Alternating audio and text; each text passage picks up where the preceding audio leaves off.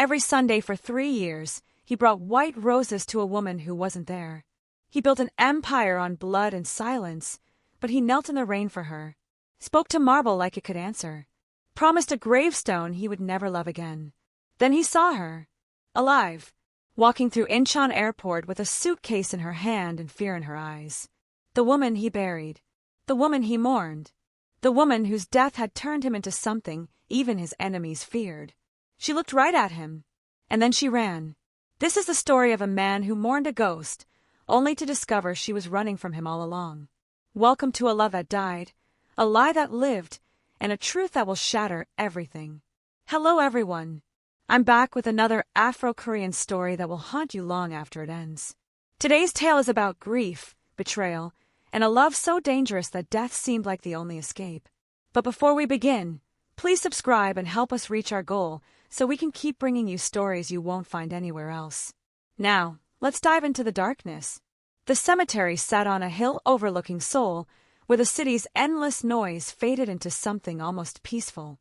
Kang Seo-jun came here every Sunday at exactly 7 a.m., before the weight of his empire demanded his attention, before the blood on his hands felt too heavy to carry. 3 years, 156 visits. The same white roses from the same florist who never asked questions, because men like Seo-jun didn't answer them. He knelt before the marble headstone, tracing the letters of her name with fingers that had ended lives. Zara Kong, beloved wife, light in the darkness. The irony wasn't lost on him. She called him her darkness, and he'd spent their entire marriage trying to prove her wrong, trying to be worthy of a woman who saw something human beneath the monster. I closed the deal with the Japanese consortium, he said quietly, as if she could hear him. As if the wind carried his words, somewhere she could receive them. You always said I should go legitimate. I'm trying, Zara. Every day I'm trying. His second-in-command, Min-ho, stood at a respectful distance, used to these weekly confessions. The organization knew better than to schedule anything on Sunday mornings. Those hours belonged to a dead woman and the grief that wouldn't let their boss go. Seo-jun had been 32 when he met Zara. She'd been a graduate student at Yonsei University, studying international law, planning to change the world through courtrooms and legislation. He'd been the man who owned the judges she studied about. They shouldn't have worked. Nothing about them made sense. She was Nigerian-American, raised in Atlanta, all warmth and laughter and righteous fire. He was the heir to a criminal empire, cold and calculating, raised to see people as assets or obstacles. But she'd looked at him that first night, at some charity gala he'd attended to launder his reputation, and she'd seen through everything. Not the crime lord, not the businessman, the lonely boy who'd never been taught that love was an option. You look like you're serving a prison sentence, she'd said, appearing beside him with a glass of champagne and no fear in her eyes. This party isn't that bad. It's exactly that bad. She'd laughed, and something in his chest had cracked open. Something he'd spent decades sealing shut. 2 years later, she'd married him. Not despite knowing what he was, but because she believed he could become something else. She'd been the only person who ever made him want to try. And then she died. A car accident on a mountain road. Her vehicle found at the bottom of a ravine, burned beyond recognition. DNA confirmed. Case closed. Wife buried. Seo-jun had destroyed the man who was supposed to be driving her that day. Had torn apart anyone who might have been responsible. Had turned his grief into a weapon that made his empire twice as ruthless, twice as feared. Because without Zara, there was no reason to become anything better. Boss, Min-ho's voice cut through the morning quiet. We need to leave for the airport. The Singapore delegation arrives in 2 hours. Seo-jun placed the roses against the headstone, his hand lingering on the cold marble. I'll see you next week, he whispered. The same words every Sunday. A promise to a woman who couldn't hear him. He stood, straightening his coat, and walked back toward the black SUV that waited like a patient predator. The crime lord returned. The grieving husband disappeared behind walls of steel and silence. He had no idea that in less than an hour, everything he believed would shatter. Incheon airport hummed with the organized chaos of international travel. Seo-jun stood in the private arrivals lounge, reviewing documents on his tablet while his security team monitored the Singapore delegation's approach. The deal was important. legitimate shipping routes that would allow him to transition more of his operations into legal channels. Another step toward the empire Zara had wanted him to build. He wasn't paying attention to the main terminal, had no reason to look through the glass walls that separated the private lounge from the public masses.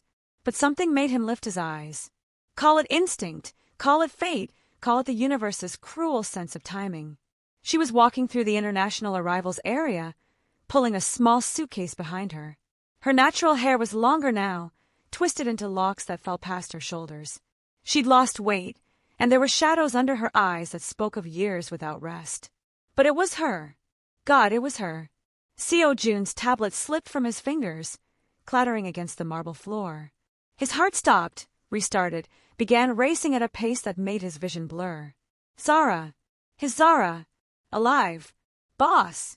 Minho was at his side instantly, following his gaze. What is it? Seo Jun couldn't speak, couldn't breathe, couldn't do anything but stare at the woman he'd buried 3 years ago walking through an airport like she hadn't shattered his entire world. She was scanning the crowd nervously, her movements quick and furtive. Running. She was running from something. Or someone.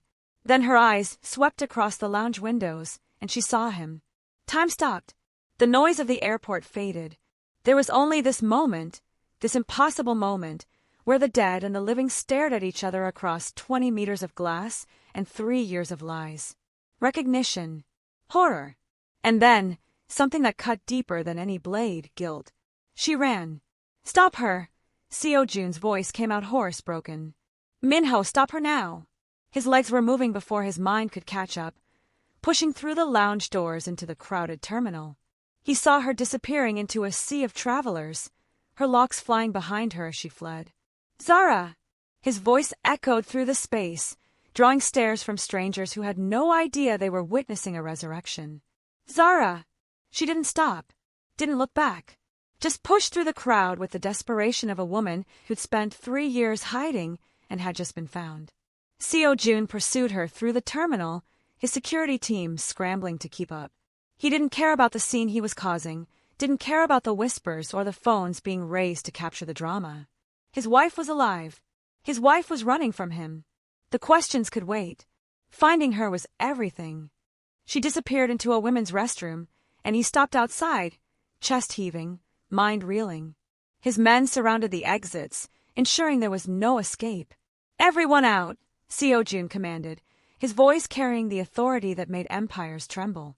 Women emerged confused and complaining, shepherded away by his team. Then he walked in alone. She was standing by the sinks, her back against the wall, looking at him with eyes that held terror and sorrow in equal measure. 3 years had changed her, made her thinner, harder, haunted. But she was still the most beautiful woman he'd ever seen. Zara! Her name felt sacred on his tongue, a prayer he'd whispered to marble for 1,000 days. Don't! Her voice cracked. Seo Jun, please, just let me go. Let you go. The words came out strangled.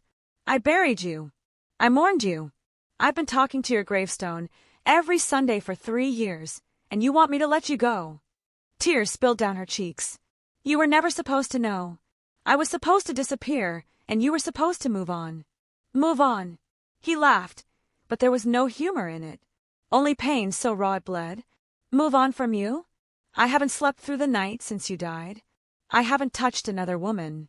I haven't done anything except try to become the man you wanted me to be for a woman I thought was dead. I'm sorry. She was crying fully now, her shoulders shaking. I'm so sorry, but you don't understand. I had to do it. I had to die. Why? The question was everything. Every sleepless night, every Sunday confession, every moment of grief condensed into 3 letters. Why would you do this to me? Because staying alive would have killed you. She told him everything in that sterile airport bathroom, her voice breaking over words she'd held inside for 3 years. It had started 6 months before her death. A threat from his enemies, the Nakata syndicate from Japan. They discovered something precious, something that would destroy Seo Jun completely if they exploited it. Zara was pregnant. Seo Jun's knees nearly buckled. Pregnant. Twins, she whispered. A boy and a girl. I found out the same week the Nakata sent me the first message. They knew.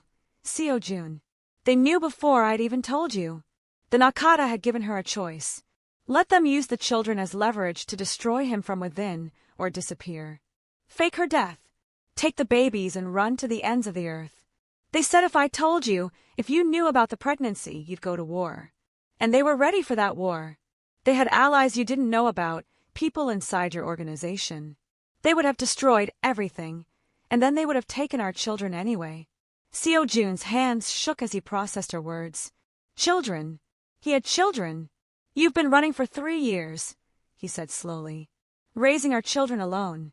While you grieved. I know. Fresh tears fell. I watched you sometimes. From a distance. I saw you at the cemetery once, kneeling in the rain for hours.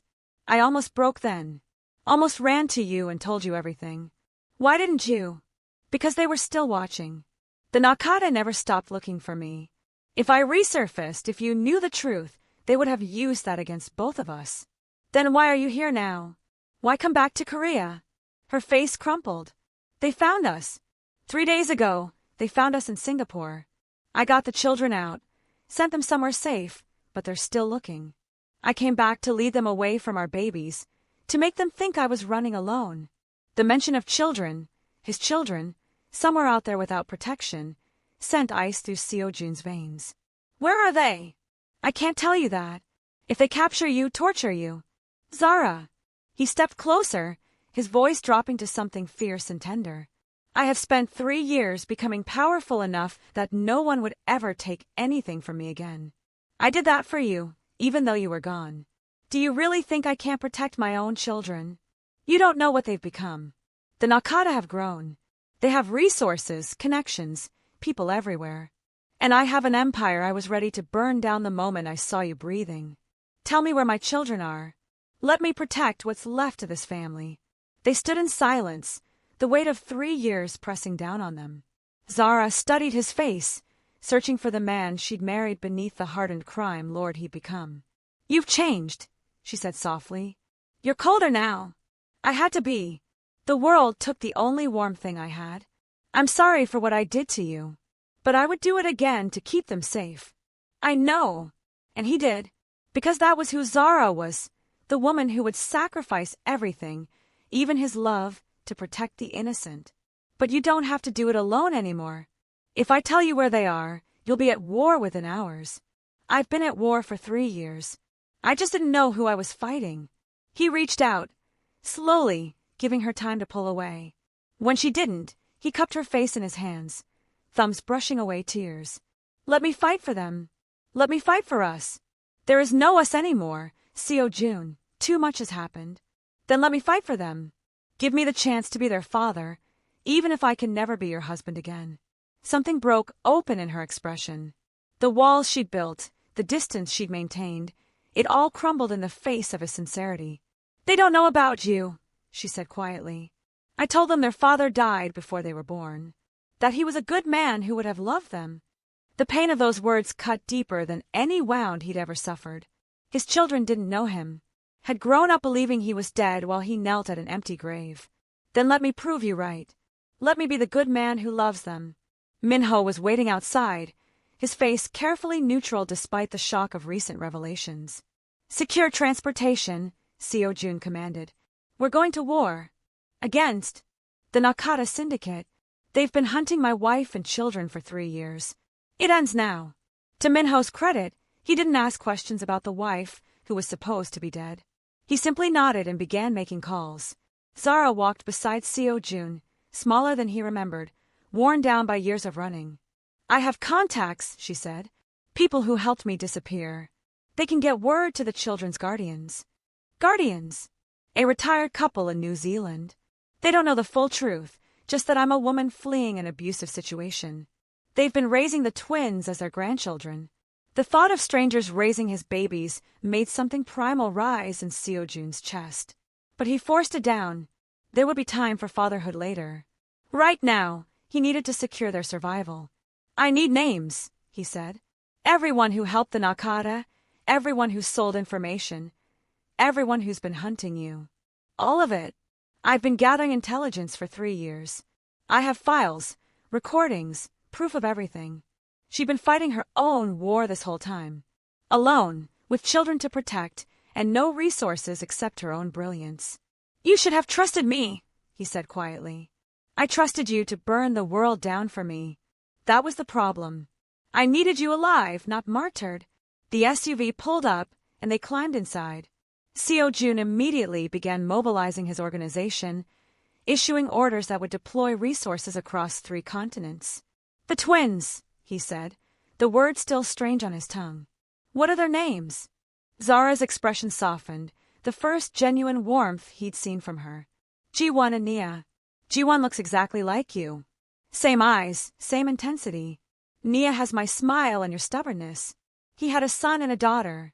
A son who looked like him, a daughter with a stubbornness. 3 years of milestones he'd missed. 3 years of children growing up without their father. The Nakata would pay for every single day. The next 72 hours were a masterclass in controlled violence. Seo Jun dismantled the Nakata's network with surgical precision, using every resource he'd accumulated during 3 years of grief-fueled empire building. The traitors within his organization were identified and dealt with. The Nakata's allies found themselves suddenly exposed, their protection stripped away. And through it all, Zara worked beside him, providing intelligence she'd gathered during her years in hiding. She knew their communication patterns, their safe houses, their vulnerabilities. "You were always smarter than me," Seo Jun admitted during a brief moment of rest. "I know." But she smiled when she said it, the first real smile he'd seen from her.